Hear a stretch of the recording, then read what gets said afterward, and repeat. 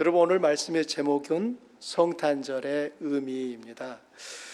우리는 이 세상에 오신 메시아의 탄생을 감사하고 기념하는 성탄절을 기다리고 있습니다.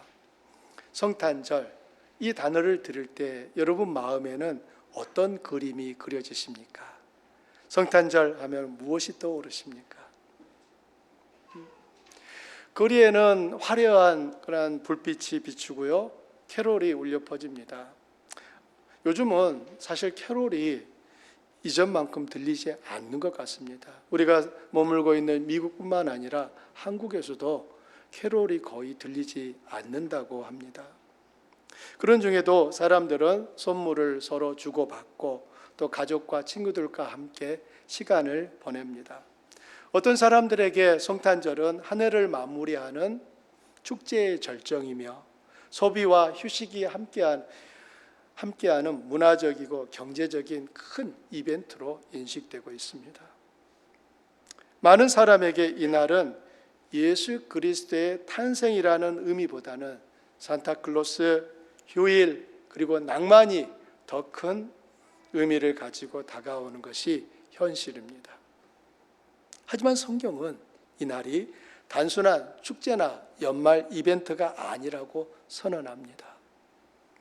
성탄절은 인류 역사상 가장 놀랍고 가장 중요한 사건이 일어난 날입니다. 그렇다면 우리가 놓치고 있는 이 성탄절의 진정한 의미는 무엇이며 이 사건이 우리 삶과 무슨 관계가 있을까요?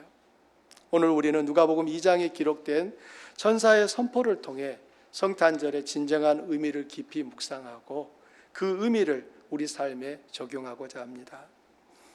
먼저 성탄절은 모든 사람을 위한 가장 큰 기쁨의 소식이라는 것입니다. 누가복음 2장 10절은 이렇게 선포합니다. 함께 여러분 읽어보세요. 천사가 이르되 무서워하지 말라. 보라, 내가 온 백성에게 미칠 큰 기쁨의 좋은 소식을 너희에게 전하노라. 이 말씀은 성탄 소식의 수신자가 누구인가를 명확하게 우리에게 보여줍니다. 여러분, 성탄 소식의 수신자는 누굽니까? 온 백성이에요. 성탄의 소식은 특정한 민족이나 계층이나 혹은 종교인들만을 위한 것이 아니라는 것입니다. 그것은 온 백성, 영어 성경은 all the people이라고 이 구절을 번역하고 있습니다. 온 백성을 위한 기쁨의 소식입니다. 예수님을 믿건 안 믿건 상관없이 인종을 초월하여 성탄절은 모든 백성을 위한 큰 기쁨의 소식입니다. 왜냐하면 죄로 인해 고통받고 방황하며 죽음을 향해 한 걸음씩 나아가고 있는 하나님과의 관계가 끊어진 모든 인류를 위한 사건이기 때문입니다. 이 기쁨은 세상이 주는 일시적인 만족이 아닙니다. 마치 크리스마스 선물을 받았을 때 그 순간 너무 기쁘죠. 하지만 잠시 후 그 기쁨은 사라지고 맙니다. 그 선물이 우리 삶의 가장 근본적인 문제를 해결해 줄 수 없는 것과 같습니다. 하지만 성탄의 소식은 크리스마스 선물과 비교할 수 없이 크고 놀라운 기쁨의 소식입니다. 그렇다면 이렇게 기뻐하는 근거가 무엇입니까? 2장 11절이 그 근거를 이렇게 말하고 있습니다. 오늘 다윗의 동네에 너희를 위하여 구주가 나셨으니 곧 그리스도 주시니라. 우리가 이 성탄절을 기뻐하는 그 근거는 구원자 그리스도 주가 나셨기 때문입니다. 성탄절의 기쁨은 단순한 탄생 소식이 아니라 구원의 소식입니다. 탄생하신 아기는 단순한 아기가 아니라 우리를 죄와 사망에서 건져내실 구주시며 기름 부음을 받은 왕이신 그리스도시며 만유의 주인이신 주님이십니다. 찰스 디킨스의 소설의 중에 크리스마스 캐롤이라고 하는 소설에 구두쇠 스크루지 영감이 등장을 합니다. 이 스크루지는 돈 외에는 아무것도 사랑하지 않습니다. 이웃의 기쁨도 관심이 없고요, 이웃의 고통에도 전혀 신경 쓰지 않는 사람입니다. 그에게 크리스마스는 헛소리이고 무의미한 시간입니다. 하지만 이 스크루지는 성탄절 전날 3명의 유령을 만나게 됩니다. 자신의 과거, 현재, 그리고 비참한 미래를 그 유령들을 통해 본 후에 그는 완전히 변화됩니다. 그는 그가 가졌던 모든 것을 나누기 시작하며 진정한 기쁨을 발견합니다. 그리고 크리스마스 날, 성탄절 날 그는 완전히 새 사람이 됩니다. 이런 스크루지의 변화는 자기에게도 기쁨이고 이웃에게도 기쁨이었던 것처럼 예수 그리스도의 탄생은 우리를 탐욕과 어둠의 삶에서 벗어나게 하여 진정한 사랑과 생명을 누리게 하는 가장 근본적인 기쁨의 소식이라는 것입니다. 성탄절이 가지는 의미 두 번째는, 성탄절은 하나님이 계획하고 실행하신 사건이라는 것입니다. 우연이 아닌 철저한 계획에 의해서 일어난 일입니다. 예언이 성취된 것이죠. 예수님의 탄생은 인류 역사 속에서 우연히 일어난 일이 아니라는 것을 여러분 꼭 기억하시기를 바랍니다. 그것은 창세기부터 수많은 선지자를 통해 예언되어 온 하나님의 구속사의 모든 계획의 정점입니다. 이사야는 예수님이 처녀에게서 나실 것을 예언했었고, 미가 선지자는 그 메시아가 베들레헴에서 태어난다고 예언했습니다. 하나님은 아담과 하와가 범죄하기 전부터 이 구원의 계획을 세우셨고, 마침내 때가 참에 그 계획을 실행하셨습니다. 성탄은 하나님이 어떤 인간과 당신의 계획을 의논하거나 협의하신 후에 실행하신 사건이 아니라 전적으로 그 구원을 이루기에 무능력한 인간을 대신하여 전능하신 하나님께서 직접 우리의 문제를 해결하시기 위해 세상으로 내려오신 사건입니다. 여러분, 하나님의 아들이 이 세상에 오셨습니다. 아멘입니까? 아멘. 여러분, 아멘 하는 것 자체가 놀라운 일이에요. 2000년 전 이 땅에 오신 그 하나님의 아들을 바라본 사람들은 그 아기가 하나님의 아들인 줄 몰랐습니다. 그들이 기다리고 기다리는 하나님의 아들은 마구간에 태어나는 그런 아기가 아니었습니다.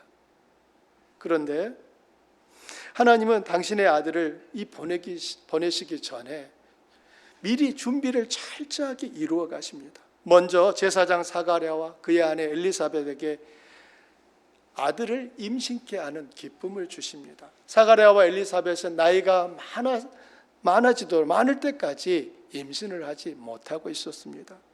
어느 날 사가랴가 제사장의 순서를 따라 성전에서 예배를 맡아 드리고 있을 때 천사가 나타나 사가랴야, 네가 아들을 낳을 거다 라고 예언합니다. 그 아들이 바로 세례자 요한입니다. 이렇게 태어난 요한은 잠시 후에 오실 메시아를 맞이하도록 백성들의 마음을 준비하는 일을 하게 됩니다. 나사렛의 경건한 청년 요셉과 처녀 마리아는 하나님의 아들을 낳아 양육합니다. 마리아는 그녀가 결혼도 하지 않았는데 아기를 임신한다는 말을 들었습니다. 여러분, 얼마나 깜짝 놀랄 일입니까? 지금도 마리아가 결혼하지 않은 상태에서 또 남자와 잠자리를 하지 않은 가운데서 아기를 낳았다고 하는 이 사실에 대해서 끊임없이 의심하는 수많은 사람들이 있습니다. 하지만 마리아는 하나님의 능력으로 잠자리 없이 아기를 잉태했고 그 아기를 낳았습니다. 그 아기는 온 인류를 구원할 메시아였습니다. 요셉 또한 마리아와 결혼할 날을 기다리고 있었는데 어느 날 마리아가 임신했다는 소식을 들었습니다. 요셉은 얼마나 황당했을까요? 나는 아닌데 도대체 마리아는 누구의 아기를 가진 거야? 끊임없이 고민하고 충격을 받았을 것입니다. 그러나 천사의 방문을 통해 마리아에게 일어난 모든 상황을 알게 된 요셉은 기꺼이 마리아를 아내로 맞이하고 그 마리아를 통해 세상에 오신 그리스도를 양육하는 아버지의 역할을 충성스럽게 감당합니다. 들판의 목자들은 어떻습니까? 그들은 그날 밤도 양떼를 돌보며 들판에서 노숙하고 있었습니다. 천사가 나타나 큰 기쁨의 소식을 목자들에게 먼저 알려줍니다. 그럼 여러분, 앞에서 살폈던 사가랴와 엘리사벳, 요셉과 마리아, 목자들, 하나님께서 계획하신 일들을 다 알고 있었습니까? 아니라는 거예요. 그들은 몰랐어요. 왜냐하면 하나님이 그들과 의논하신 일이 아니었기 때문입니다. 하나님께서는 당신의 계획을 그냥 이루십니다. 제가 말씀드린 이들은 그들의 삶을 살았을 뿐이에요. 마치 우리가 우리의 삶을 살고 있는 것과 똑같습니다. 이런 중에도 하나님은 당신의 계획을 하나하나 이루어 가시는 것입니다. 그리고 하나님은 당신의 그 계획을 그들의 평범한 일상 속에서 온전히 성취하셨습니다. 그러므로 우리는 이 성탄절에 대하여서 우연이 아니라 하나님이 계획하고 실행하신 사건이라는 것을 명확하게 기억해야 됩니다. 하나님은 그분의 아들을 어떤 모습으로 세상에 보내셨습니까? 우리와 똑같은 인간으로 보내셨습니다. 여러분, 너무 신비하지 않습니까? 처녀 마리아의 자궁에 잉태된 하나님의 아들, 여러분 어떤 모습이었을까요? 우리가 알고 있는 것처럼 점 하나에 불과하지 않았을까요? 여러분이나 제가 우리들의 어머니 뱃속에서 10달 잉태하는 그 모든 과정을 하나님의 아들이 동일하게 겪으셨다는 것입니다. 마리아에게 마리아야, 네가 하나님의 아들을 잉태케 될 거다라는 천사의 그러한 예언을 들었을 때 마리아가 만져보더니 맞네, 이렇게 했을까요? 그럴 리가요. 마리아는 매달 점점 불쑥불쑥 튀어나오는 그 배를 보면서 신기하지 않았을까요? 여러분, 마리아의 배가 점점 앞으로 튀어나왔다는 것은 무엇을 의미합니까? 그 마리아의 뱃속에 있는 아기가 점점 자라났다는 거잖아요. 하나님의 아들이 이렇게 오셨다고요.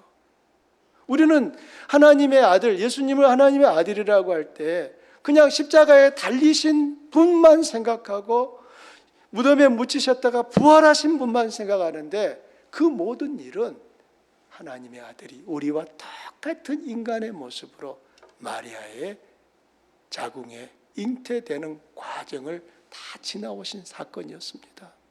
제가 전에도 우리 성도님들과 나누었던 기억이 납니다. 여러분, 마리아의 뱃속에서 나온 예수님이 제일 먼저 무엇을 찾았을까요? 무엇을 원했을까요? 한번 떠올려 보십시오. 이제 마리아의 뱃속에서 응애 아기가 태어났습니다. 그렇게 태어난 아기는 여러분 맨 먼저 뭘 했을까요? 할렐루야, 주 예수를 믿으라, 이렇게 외쳤을까요? 그럼 그 아기는 뭘 했을까요? 울었죠. 응애 밖에. 저기 울잖아요, 아기가. 자연스러운 거예요. 그래서 우리는 예수님이 아기로 우리와 똑같은 인간의 모습으로 오셨다는 것을 많이 잊어버리고 산단 말입니다. 그러나 예수님은 우리가 어린 시절 겪었던 모든 과정을 다 겪고 오십니다. 여러분, 예수님은 기저귀가 필요했을까요? 필요 없었을까요? 그럼 예수님이 기저귀에 실례하면은 그건 누가 치웠을까요? 예수님이 기도하니까 기저귀가 갑자기 깨끗해지는 그런 일이 일어났을까요? 그럴 리가요. 철저하게 아기 예수, 하나님의 아들이신 그분은 요셉과 마리아의 돌봄 없이는 스스로 생존할 수 없는 그 연약한 모습으로 우리 가운데 계셨다는 사실입니다. 그래서 사람들은 그 아기를 보면서 하나님의 아들이라는 생각을 하지 못했던 것입니다. 그러나 우리는 그 아기가 하나님의 아들이라는 사실을 명확하게 알고 있습니다. 어떻게 해요? 성경이 다 예언을 했잖아요. 그리고 그 예언을 예수님이 그대로 다 성취하셨기 때문에 우리는 그 아기가 하나님의 아들이라는 것을 의심하지 않는 것입니다. 그럼 제가 여러분께 여쭤봅니다. 왜 하나님은 그분의 아들을 인간의 모습으로 보내셨을까요? 번쩍번쩍 빛나는 천사들의 둘러싸여서 화려한 예복을 입고 이 땅에 오실 수 있잖아요. 그런데 왜 제가 앞서 말씀드린 것처럼 그 초라한 모습으로, 연약한 모습으로 예수는 이 땅에 오셨을까요? 그것은 한마디로 측량할 수 없는 하나님의 사랑 때문입니다. 예수님은 여러 이름이 있어요. 메시아, 그리스도, 하나님, 구주 등등 여러 많은 이름이 있는데 그 여러 이름 중에 하나는 임마누엘도 있습니다. 임마누엘의 뜻이 무엇입니까? 이는 하나님이 우리와 함께 계시다. 하나님이 우리와 함께 계시다. 그 의미가 뭐라고요? 임마누엘이에요. 하나님이 우리와 함께 하시기 위해서 우리와 똑같은 모습으로, 여러분 함께 하려면 어떻게 해야 됩니까? 같아져야죠. 지극히 높으신 하나님께서 가장 낮고 연약한 인간의 모습으로 누추한 마구간에, 그것도 구유에 누이신 채 오신 것은 우리와 똑같아지기 위함입니다. 우리를 공감하고 우리의 고통을 이해하시며 우리에게 다가오기 위해서였습니다. 언젠가 서울 사랑의 교회를 담임하셨던 오카는 목사님이, 그분이 나중에 암 투병을 하시다가 이제 마지막에는 또 암으로 소천을 하시게 되는데, 암 수술을 받고 암 투병을 하고 있을 때 이 옥 목사님이 가장 자기에게 위로가 된 사람이 누구였는지를 말씀을 하셨어요. 여러분 누구였을 것 같습니까?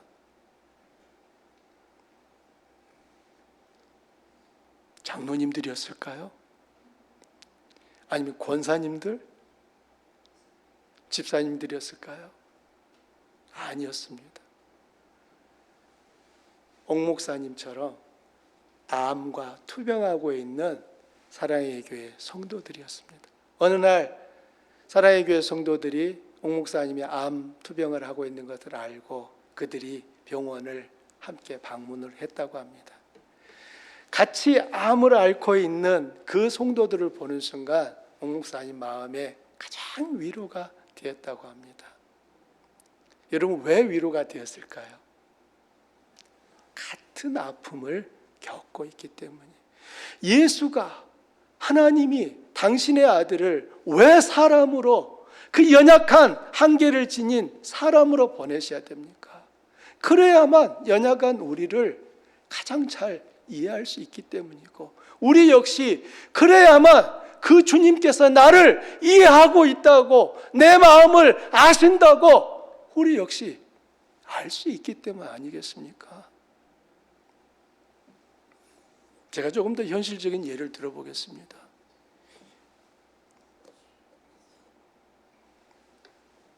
만일 제가 우리 성도님들 앞에 가장 비싼 현대차를 타고 나타난다고 생각해 보십시오. 아니 실제로 그랬어요. 진한이가 자기가 일을 시작하면서 아빠 어차피 차를 바꿀 거면 제니시스로 바꿔줄게 그러더라고요. 그렇지, 아빠도 차 바꾸면 제니시스가 참 멋있더라. 제니시스 바꾸고 싶은데 그런데 지금은 안 돼. 지난 2월 왜 안 돼요? 아빠 목사님이잖아. 그럼 목사가 왜 제니시스 어차피 나중에 바꿀 건데 지금 바꿔서 오래 타면 안 돼요? 그래서 저와 제 아내가 절대 안 되라고 했어요. 이유는 물론 월페이도 많이 해야 되지만 이거보다 더 큰 것은 여러분 때문이었어요. 만일 제가 제니시스 현대에서 가장 비싼 차를 현대자동차에서 만든 차 중에 제일 비싼 차를 타고 여러분 앞에 딱 나타났다. 여러분 어떤 마음 드실까요?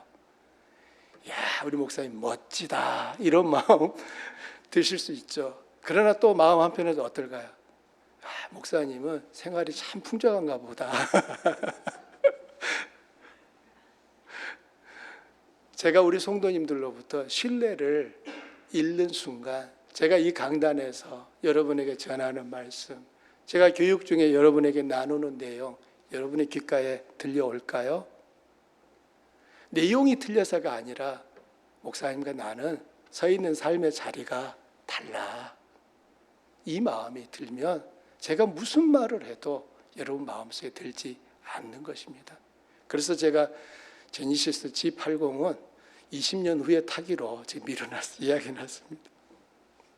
20년 후에 제가 은퇴할 때쯤에는 그때는 타도 될 것 같아요.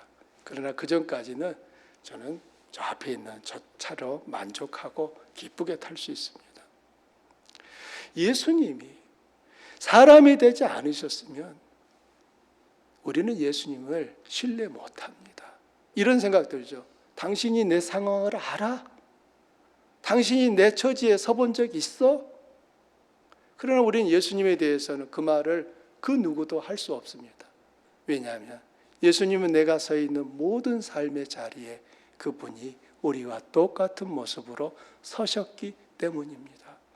그래서 히브리서는 뭐라고 말을 합니까? 그분은 우리를 능히 이해하시고 도우실 수 있는 분이다. 왜냐하면 그분은 우리와 똑같은 삶을 사셨기 때문이다 라고 말하는 것입니다. 하나님이 그 아들을 능력이 없어서 왕궁에 태어나지 않게 하셨을까요? 하나님이 힘이 없어서 황금빛 나는 침대 위에 그 아들을 누이지 아니하시고 말 밥그릇에 누이게 하셨을까요?